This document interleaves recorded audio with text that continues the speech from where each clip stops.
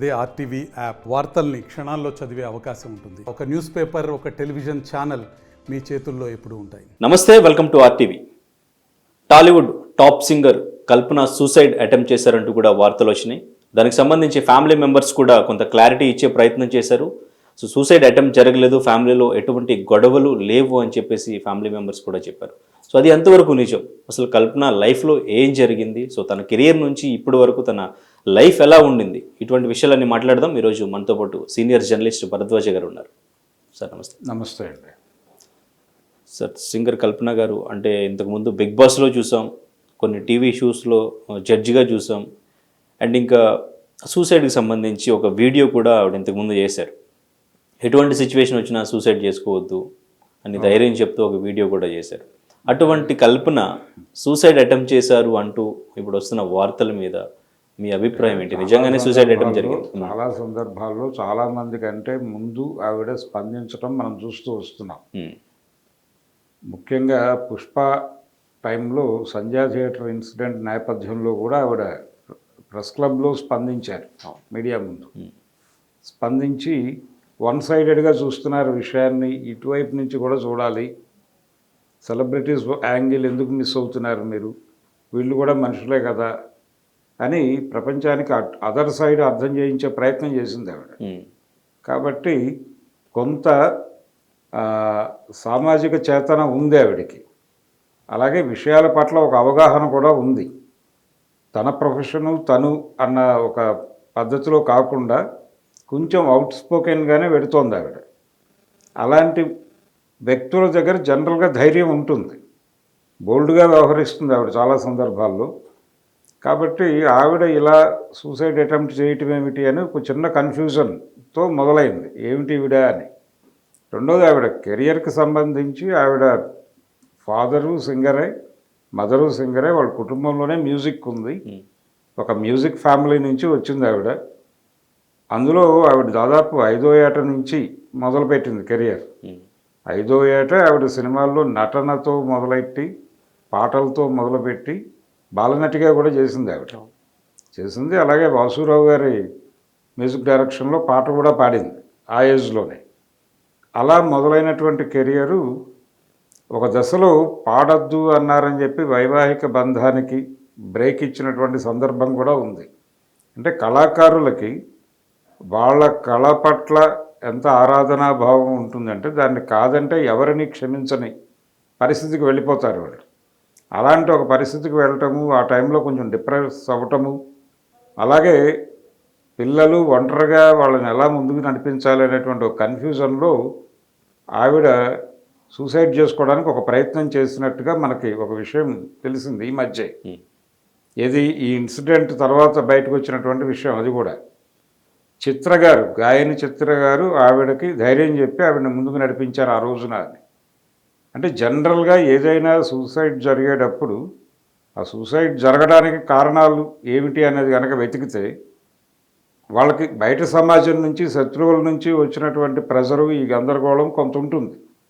దానికంటే కూడా ఇక చనిపోవాలి అనే నిర్ణయం ఎందుకు తీసుకుంటారంటే తమ వాళ్ళు అనుకున్న వాళ్ళు తమ వైపు నిలబడటం లేదు అని తెలిసినప్పుడు మరీ లోన్లీగా ఫీల్ అవుతారు. అలా ఫీల్ అయినప్పుడే చనిపోవాలి ఇలాంటి నిర్ణయాలు తీసుకుంటారు. అలాంటి సందర్భం ఏవైనా ఇప్పుడు వచ్చిందా ఈవిడ జీవితంలో అని ఒక డౌట్. ఈ డౌట్ నేపథ్యంలో కనుక ఒకసారి ఈ కేసును చూస్తే పోలీసు వారు ఒక చిన్న లీకేజీ ఇచ్చారు. ఆ లీకేజ్ ఏమిటి? తన పెద్ద కూతురు తను హైదరాబాద్ వచ్చేయమని చెబితే వినలేదు, అందువలన ఆవిడ ఈ నిర్ణయానికి వచ్చినట్టుగా ఒక సమాచారాన్ని వాళ్ళు లీక్ చేశారు. అయితే వాళ్ళు చెప్పారు కాబట్టి అది అధికారిక సమాచారమే అనుకుందాం. అది అనధికారము లేకపోతే ఆవిడ చెప్పలేదు అని వాళ్ళు ఎక్కడ దానికి మళ్ళీ సవరణ చేస్తూ ఇంకో మాట చెప్పలేదు. కాబట్టి అది స్టాండ్ అయి ఉంది ఆ ప్రకటన. ఆ ప్రకటన ఇంకోవైపు కుటుంబంలో ఏ గొడవలు లేవు, ఇది బయట ప్రచారం జరుగుతోంది, ఇది ఆత్మహత్య అని ప్రచారం జరుగుతోంది, కానీ కాదు, ఆవిడ వేసుకున్న ట్యాబ్లెట్ని మర్చిపోయి మళ్ళీ వేసుకోవడం వలన వచ్చినటువంటి పరిస్థితి అని ఇంకొక వెర్షన్ ఆవిడ కుమార్తె చెప్పినటువంటి వెర్షన్. అంటే కుటుంబంలో ఏ గొడవలు లేవు అని చెప్పడం ఇదంతా బాగానే ఉంది. కాకపోతే ఈ రెండు ప్రకటనల మధ్య ఉన్నటువంటి వైరుధ్యం ఏం జరుగుంటుంది అని ఒక చిన్న క్యూరియాసిటీని క్రియేట్ చేసేలాగా ఉంది. అలాగే ఆవిడ జీవితంలో ఇంకో భర్త పాత్ర చూస్తున్నాం ఇప్పుడు. అంటే ఈ రిలేషన్ ఎలా ఉంది అనే దాని మీద కూడా రకరకాల స్పెక్యులేషన్స్ ఉన్నాయి. ఎన్ని ఉన్నప్పటికీ ఆవిడ 2 days నుంచి బయటకు రాకపోవడం, ఒకవేళ ముందే ఇవి తీసుకుని తలుపులు వేసేసుకుని ఉంటే మనం ఆవిడని సజీవంగా చూసుండేవాళ్ళం కాకపోవచ్చు. కానీ ఆవిడ ఏదో డిప్రెషన్లో ఉండి బయటకు రాలేదు. ఎండ్ అంటే మేబీ 2nd డేలో ఎక్కడో ఆవిడ ఈ ట్యాబ్లెట్లు వేసుకొని ఉండొచ్చు. వేసుకున్న తర్వాత వీళ్ళు తలుపు తీసిన టైంకి ఆవిడ రెస్పాండ్ అయ్యి బయటకు వచ్చే పరిస్థితి, హాస్పిటల్కి తీసుకెళ్ళి ట్రీట్మెంట్కి రెస్పాండ్ అవుతున్నటువంటి పరిస్థితి ఇది కనిపిస్తోంది ఇప్పుడు కూడా ఆవిడ ఊపిరితిత్తులకు సంబంధించి ఇతర ఆర్గాన్లకు సంబంధించి సమస్యలు ఉన్నాయి. మరి కొంతకాలం ట్రీట్మెంట్ నడవాల్సినటువంటి అవసరం ఉందని చెప్తున్నారు వీళ్ళు. కాబట్టి ఇది 2 days క్రితమే జరుగుంటే అసలు ఇక్కడ దాకా వచ్చేది కదా కదా కేసు. ఇక్కడ దాకా వచ్చిందంటే వెరీ ఫస్ట్ డే కాదు. కానీ ఎందుకు ఆవిడ అప్పటి నుంచి బయటకు అనిపించట్లేదంటే ఏదో ఉంది. అది ఆవిడ ఎక్కడో డిప్రెస్ అయింది. ఆ డిప్రెస్ అవటం ఏ కారణం చేతైనా కావచ్చు. జనరల్గా ఫోన్లో సంభాషణలు జరిగినప్పుడు పర్టికులర్గా తన వాళ్ళు అనుకున్నటువంటి పిల్లలతో కానీ లేకపోతే లైఫ్ పార్ట్నర్స్తో కానీ ఫోన్ సంభాషణ జరిపేటప్పుడు మనిషి ఎదురుకుండా ఉండి మాట్లాడే పద్ధతికి ఫోన్లో మాట్లాడే పద్ధతికి తేడా ఉండాలి, ఖచ్చితంగా పాటించాలి. చాలామంది పాటించరు, గబుక్కున నిర్ణయ ప్రకటన చేసేస్తారు. వస్తున్నావంటే నాకేం అవసరం, నేను రాను అని ఫోన్ పెట్టేస్తారు. ఈ మాట అన్న తర్వాత అవతల వాళ్ళ హృదయం మీద దీని ప్రభావం ఎలా ఉంటుంది అని తెలియదు. వీళ్ళు పట్టించుకోరు, నేను మామూలుగానే మాట్లాడాను కదా అనే మూడ్లో ఉంటారు. కానీ వాళ్ళు ఇంకోలా తీసుకుని ఇంకేదైనా నిర్ణయం తీసుకునే ప్రమాదం ఉంటుంది. అక్కడుండి వీళ్ళు ఎంత హార్ష్గా మాట్లాడినా వాళ్ళు నిర్ణయం తీసుకుంటే ఆపడానికి కనీసం వీళ్ళు ఉంటారు అక్కడ. కాబట్టి మన ప్రెజెన్స్లో కాకుండా మనం ఫోన్లో మాట్లాడేటప్పుడు ఖచ్చితంగా సంయమనము, అవతల వాళ్ళకి ఎటువంటి లీడ్స్ ఇవ్వకుండానే మాట్లాడాలి. ఆ పద్ధతి పాటించకుండా ఎవరో ఆవిడతో ఏదో వ్యవహరించారు, ఆవిడ ఎక్కడో డిస్టర్బ్ అయ్యారు, కొంచెం ఒక రకమైనటువంటి డిప్రెషన్లో కూడా వెళ్ళుండొచ్చు. ఈ వెళ్ళిన సమయంలో ఇలాంటివి సహజంగానే జరుగుతాయి, ఇవన్నీ పట్టించుకోకు అని చెప్పేటువంటి ఒక తోడు ఉండాలి. ఆ తోడు కనిపించట్లేదు అక్కడ. ఆవిడ ఒక్కరే ఉంది, లోన్లీగా ఉంది అనేది కూడా ఎస్టాబ్లిష్ అయింది. ఈ క్రైసిస్లో ఒకవేళ జరిగి కూడా ఉండొచ్చు. ఆవిడ పెద్ద డోసేజ్ అని తీసుకోలేదని డాక్టర్లు చెప్తున్నారు, అది హెవీ డోసేజ్ కాదు అని చెప్తున్నారు. కానీ ఆవిడని బయటకు తీసుకొస్తున్నటువంటి ఫోటోలు ఇవన్నీ చూసాం మనం. ఆవిడ గందరగోళంగానే ఉంది. అంటే ఆవిడ అనుకున్నటువంటి పద్ధతిలో ఆవిడేదో చేసుకుందా లేకపోతే అది ఎలా జరిగింది అనేది ఇవన్నీ క్లారిఫై చేయాల్సినటువంటి అవసరం వాళ్ళకే ఉంది. ఒకవేళ ఇవన్నీ బయటకు వెళ్ళటం ఎందుకు, ఇప్పటికి జరగాల్సిన రప్చర్ జరిగిపోయింది, వద్దు బయటకి ఇంకా మాట్లాడొద్దు అంటే ఆవిడ ఒక మాట ఉంది, కూతురు. ఓ 2 daysలో ఆవిడకి ఓపిక చిక్కిన తర్వాత ఆవిడే చెప్తారు కదా మీకు వివరంగా అంది ఆవిడ. సో అలా చెప్పించవచ్చు. ఈ కమ్యూనికేషన్ గ్యాప్ వలన మధ్యలో పోలీసుల దగ్గర ఈ మాట వచ్చి ఉండొచ్చు. ఇవన్నీ ఎందుకు ప్రపంచానికి తెలియాలి, ప్రైవసీకి సంబంధించిన వ్యవహారాలు. అయితే ప్రైవసీ కావచ్చు, ఏదైనా కావచ్చు, ఆవిడ సింగర్, ఆవిడ సెలబ్రిటీ, ఆవిడ గురించి అందుకని క్యూరియాసిటీ ఉంది సమాజంలో. అందుకని ప్రపంచం అంతా కల్పనకు ఏమైంది అని చెప్పి చూస్తోంది. ఇదే కల్పన బిగ్ బాస్కి వెళ్ళినప్పుడు చాలా దుర్మార్గంగా మాట్లాడిన ప్రజలు ఉన్నారు. అలాగే మెడ్రాస్ నుంచి ఆవిడ హైదరాబాద్ షిఫ్ట్ అవడానికి ముందు ఆవిడ మీద రకరకాల రూమర్సు, గాసిప్స్ మీడియాలో సర్క్యులేట్ అయినాయి. ఆవిడ డిప్రెస్ అయింది ఆ టైంలో. ఆవిడకి ఎవరెవరితోనో రిలేషన్స్ అంటగడుతూ కూడా కథనాలు రాశారు. కాబట్టి జీవితం అన్న తర్వాత అన్నీ ఉంటాయి. ఇవన్నీ ఉంటాయి. ఒకసారి కొంచెం మనసు హెవీ డోసులో తీసుకున్నప్పుడు ఎవరైనా ఉంటే పక్కన ఆ గొడవ వేరు. న్యాచురల్గా పక్కన పట్టించుకునే మనిషి లేడు, మనం మరీ లోన్లీ అయిపోయాము, ఎవరైతే మన గురించి పట్టించుకుంటారని అనుకుంటున్నామో వాళ్ళు కూడా దూరంగా ఉన్నారు అని అనుకోవటం వలన ఇలాంటి నిర్ణయాలు జరుగుతాయి. ఓకే, అంటే కానీ సార్, అంటే ఫ్యామిలీ అంతా ఎందుకు దూరంగా ఉంటున్నారు అసలు? ఆవిడ వైవాహిక జీవితం అదే ఇందాక చెప్పాను కదా, డిస్టర్బ్ అయింది. ఓకే, డిస్టర్బ్ అయింది. తర్వాత ఇప్పుడు ఈ రిలేషన్ ఏమిటి అనేది క్లారిటీ. బిఫోర్ ఇంటర్వ్యూస్లో నాకు 3 కూతుర్లని ఆవిడ చెప్పారు. 3 కూతుర్లని ఉన్నారు. ఉన్నారు. పెద్ద అమ్మాయి మెడ్రాస్లో అతనితో ఉంటుందని కూడా ఇప్పుడు ఎస్టాబ్లిష్ అయింది. ఆ అమ్మాయి ఇప్పుడు మీడియాతో మాట్లాడింది. తర్వాత మిగిలిన పిల్లలు అంటే ఆ రోజున కూడా రిలేషన్ నుంచి అంటే దాని నుంచి బయటకు వచ్చిన తర్వాత ఎలా లైఫ్ లీడ్ చేయాలనే క్రైసిస్లోనే ఆవిడ సూసైడ్ అటెంప్ట్ ఆలోచన వచ్చింది ఆ టైంలో అని చెప్తున్నారు. వస్తే అప్పుడు చిత్రగారు అడ్డుకుని ఇలా కాదు నువ్వు నడవాల్సిన పద్ధతి ఇది అని చెప్పారు.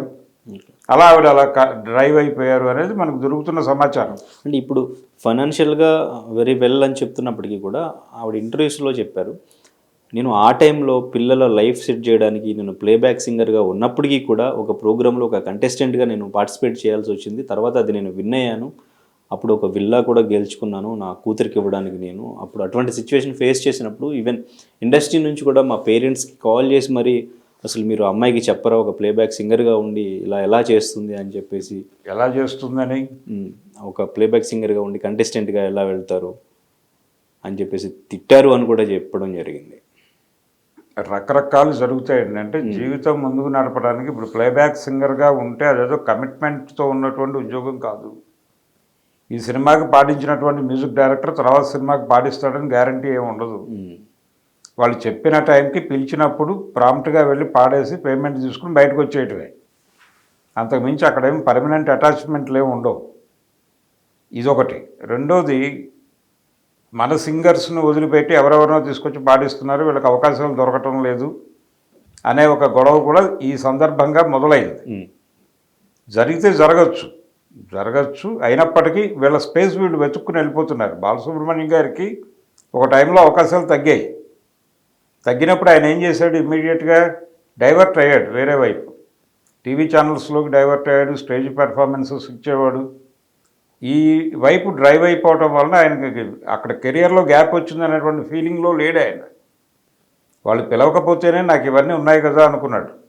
ఆనంద్ గారు సినిమా పాటలు తగ్గినప్పుడు ప్రైవేట్ ఆల్బమ్స్లోకి వచ్చేసాడు.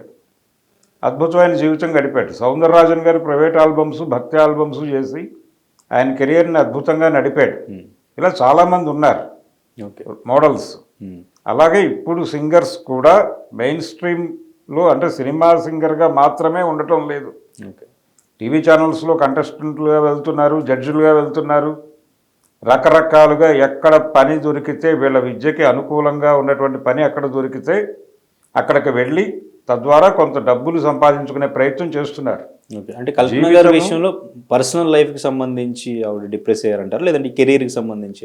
అంటే దీనికి సంబంధించి కూడా ఆవిడ ఈ మధ్య ఒక షో చేశారు మనుతో కలిసి అని కూడా చెప్తున్నారు.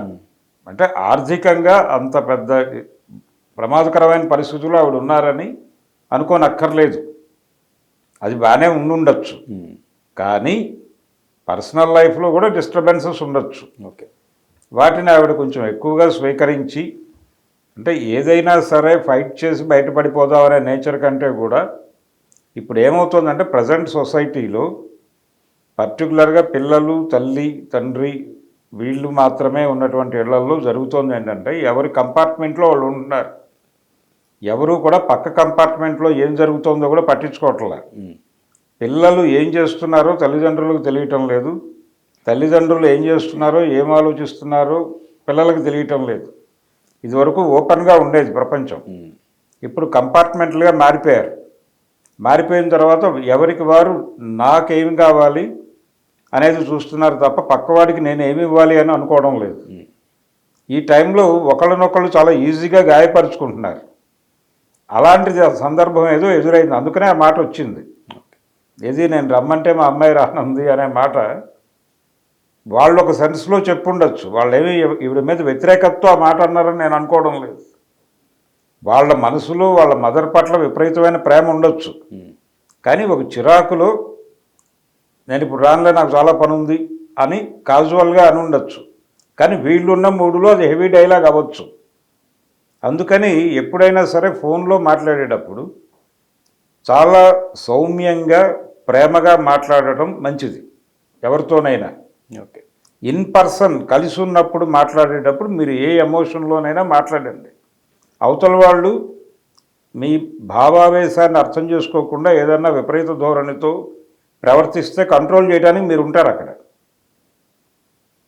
కాబట్టి దీన్ని నేర్చుకోవాలి. ఇలాంటి సంఘటనల నుంచి పిల్లలు కూడా, పిల్లలు తల్లిదండ్రుల పట్ల ఎలా వ్యవహరించాలి, తల్లిదండ్రులు పిల్లల పట్ల ఎలా వ్యవహరించాలి.